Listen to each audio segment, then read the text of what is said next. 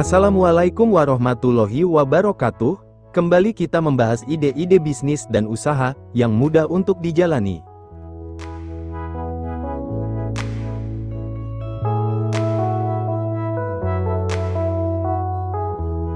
Sekarang kita akan membahas tentang usaha jualan sembako.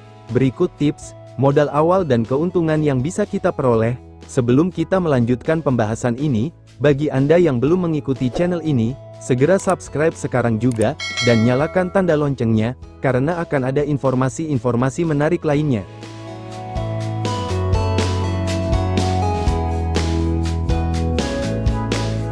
Sembako adalah 9 bahan pokok, yang menjadi kebutuhan primer manusia.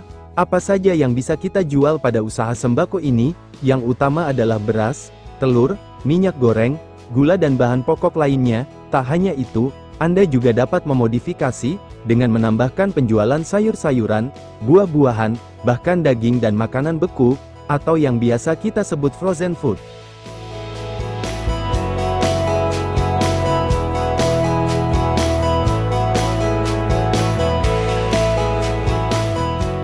Langkah pertama untuk memulai usaha ini adalah menyiapkan lokasi toko pada tempat yang strategis, mudah dilihat dan dilalui banyak orang.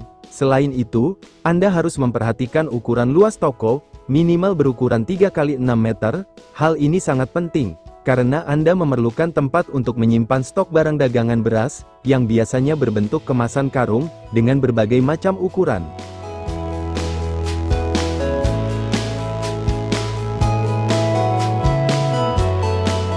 Langkah selanjutnya adalah mempersiapkan modal awal.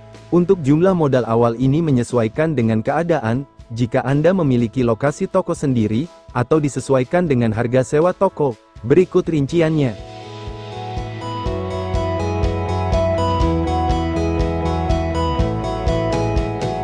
Perhitungan modal awal sebelum memulai bisnis beras, penting untuk menghitung dengan cermat kebutuhan modal. Berikut adalah perkiraan modal untuk usaha toko atau grosir beras.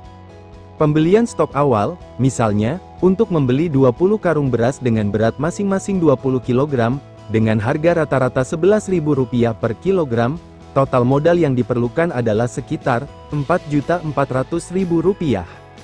Sewa lokasi, jika Anda memilih untuk membuka toko di lokasi strategis seperti di pinggir jalan raya atau pasar, biaya sewa dapat mencapai Rp10 juta per tahun. Peralatan usaha, Anda juga memerlukan peralatan seperti timbangan, wadah beras, dan perlengkapan lain dengan perkiraan biaya Rp2 juta. Estimasi total modal awal untuk usaha grosir beras bisa mencapai Rp16 juta. Namun, jika Anda membuka usaha di rumah, modal yang diperlukan bisa lebih rendah karena tidak perlu menyewa tempat.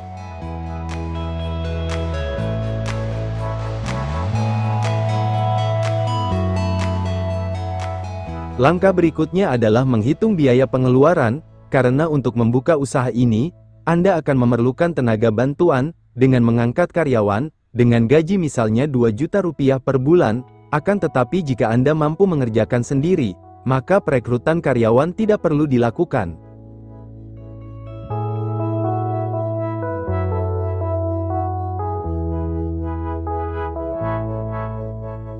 Langkah berikutnya adalah mencari distributor beras yang bagus, dalam artian, distributor tersebut memiliki stok barang yang banyak, cepat dalam pengiriman dan harga yang sesuai.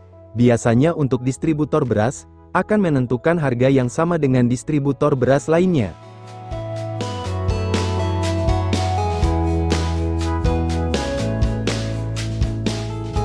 Untuk penjualan beras ini, Anda harus menyesuaikan dengan harga pasaran beras, karena ini sangat penting. Sebagaimana yang telah saya jelaskan tadi, ini merupakan kebutuhan pokok dan paling banyak dibeli oleh banyak orang, sehingga dapat menjadi pelanggan tetap di toko Anda.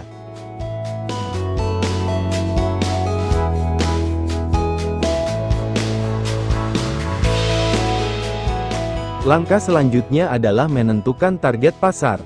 Memahami target pasar adalah kunci dalam memulai bisnis beras. Tanpa mengetahui siapa konsumen yang akan Anda tuju, strategi pemasaran tidak akan berjalan efektif.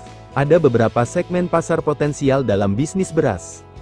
Rumah tangga, segmen pasar yang paling umum, sebagian besar pembeli beras adalah ibu rumah tangga yang mencari beras berkualitas untuk kebutuhan sehari-hari. Usaha kuliner, restoran, warung nasi, catering, dan bisnis kuliner lainnya membutuhkan pasokan beras secara reguler dan dalam jumlah besar. Konsumen beras organik, untuk konsumen yang peduli dengan kesehatan, menyediakan beras organik atau beras khusus lainnya bisa menjadi nilai tambah bagi bisnis Anda. Setelah menentukan target pasar, Anda dapat menyesuaikan jenis beras yang akan dijual, serta strategi pemasaran yang digunakan.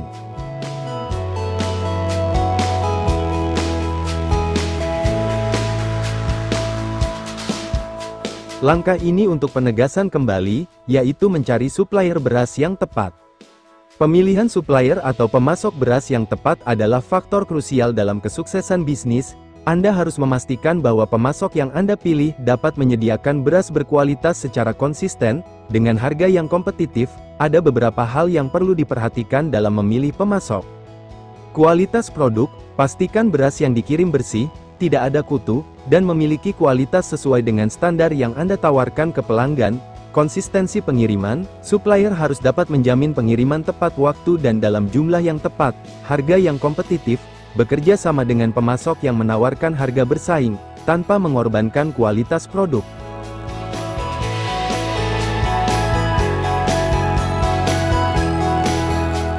Langkah berikutnya adalah inovasi dalam kemasan dan pemasaran. Kemasan produk adalah hal pertama yang dilihat konsumen. Kemasan yang menarik, ramah lingkungan, dan fungsional dapat meningkatkan daya tarik produk. Selain itu, inovasi lain dalam pemasaran juga sangat penting. Beberapa strategi pemasaran yang dapat diterapkan adalah promosi mulut dari ke mulut. Pemasaran secara tradisional ini masih sangat efektif, terutama di lingkungan lokal. Penawaran khusus dan diskon, memberikan diskon atau bonus kepada pelanggan yang membeli dalam jumlah besar dapat meningkatkan loyalitas konsumen. Penggunaan e-commerce, memanfaatkan platform digital untuk menjual beras secara online dapat memperluas jangkauan pasar Anda.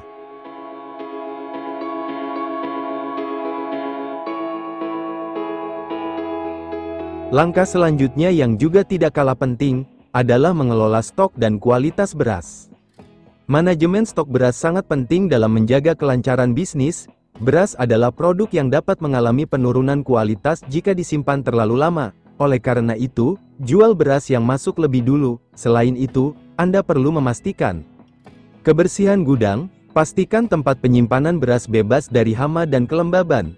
Rotasi stok, lakukan rotasi stok secara berkala untuk memastikan tidak ada beras yang tersisa terlalu lama. Pengukuran yang tepat, gunakan alat ukur atau timbangan yang akurat untuk menjaga kepercayaan konsumen bahwa mereka mendapatkan jumlah beras yang sesuai.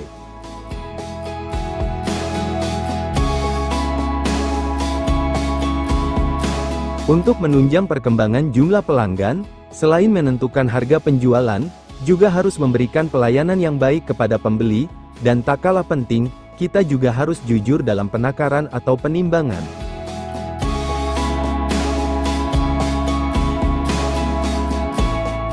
Keuntungan yang bisa Anda peroleh dari penjualan beras ini bervariasi, tergantung dari jumlah stok beras penjualan, dan jumlah pembelian. Untuk menghitung jumlah keuntungan, bisa diperkirakan dengan hitungan dasar. Misalnya sebagai contoh, Anda mengambil keuntungan Rp1.000 per kilogram, maka sudah dapat ditebak jumlah keuntungan seluruhnya. Keuntungan tersebut belum ditambahkan dengan penjualan bahan-bahan pokok lainnya. Berdasarkan pengalaman, keuntungan bersih jenis usaha ini, rata-rata mencapai Rp10 juta per bulan, bahkan bisa lebih, tergantung dari jumlah barang yang terjual, dan banyaknya pelanggan toko.